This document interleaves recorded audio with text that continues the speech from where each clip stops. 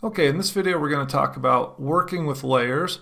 We're going to talk about a whole bunch of tips and tricks for navigating them and working with them more efficiently. So in the last lecture we were adding a hue and saturation layer to this image, and if you recall we were just adding a little warmth to the image. We've already talked about easy ways to delete a layer by left clicking it and dragging it down and dropping it in the trash. We've talked about how to create a new adjustment layer just by clicking here, and then you select whatever adjustment layer you would like. So if I want to do a black and white one, I click there. Now I have a new black and white adjustment layer. We've talked about how to hide layers, and an additional trick is, well, let's just say I have a bunch of adjustment layers. I'm going to open a few here. If I want to turn off all of these adjustment layers, I can click and just drag, keep it clicked and drag, and then when I release, they'll all go away. And vice versa, if I want to show all these, I click and drag, and then when I release the mouse, they're all going to be shown.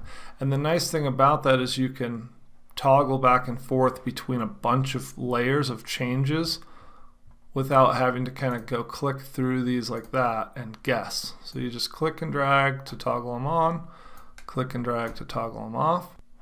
If your properties panel gets closed, I already mentioned that you can go up to Window and go to Properties here, but you can also just go and click on your adjustment layer thumbnail. Well, actually you have to double click and that will bring it up.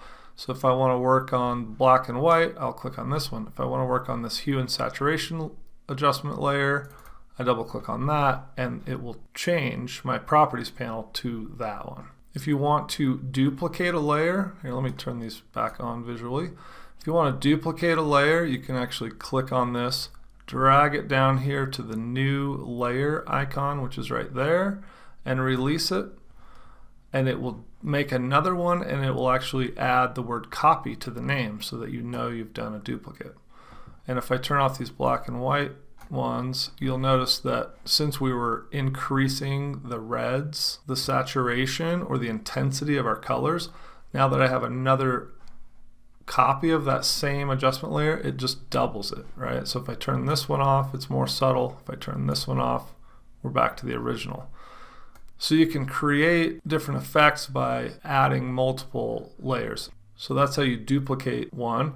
You can also take an adjustment and copy it to another image. And this is really helpful when you have multiple, say, multiple sizes or multiple versions of a similar image and you want to do all these adjustments to them really quickly. You don't have to recreate the wheel with every image.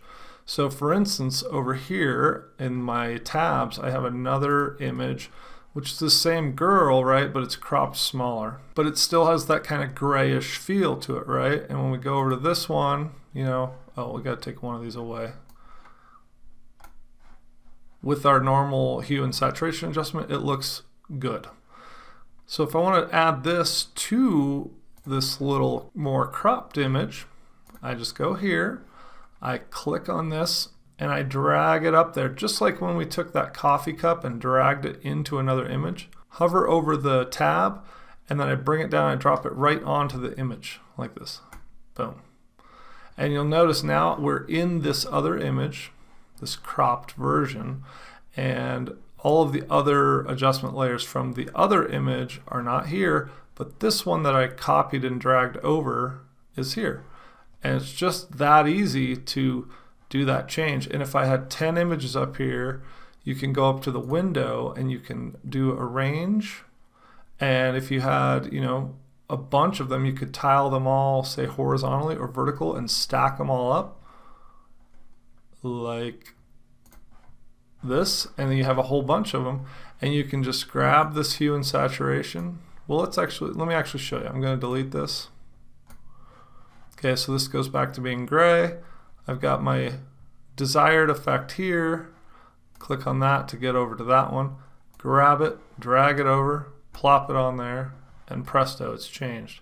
And if I have a whole bunch of images, I just grab, drop, grab, drop, grab, drop, and It makes it really quick. Then you just save or export those images however you want, and you can really increase your time. So there's just one of the like 1.5 million benefits of being able to use layers. Okay, let's go back to our original one. I don't like to work with it arranged that way unless I'm doing something specifically, like comparing to. So I'm going to go back to consolidate to tabs. So we haven't done much naming of our adjustments, but once you start like using layer masks and doing multiple adjustments, you're going to want to start to name these something. And that's just going to be based on what you're doing. And these just happen to be pretty obvious.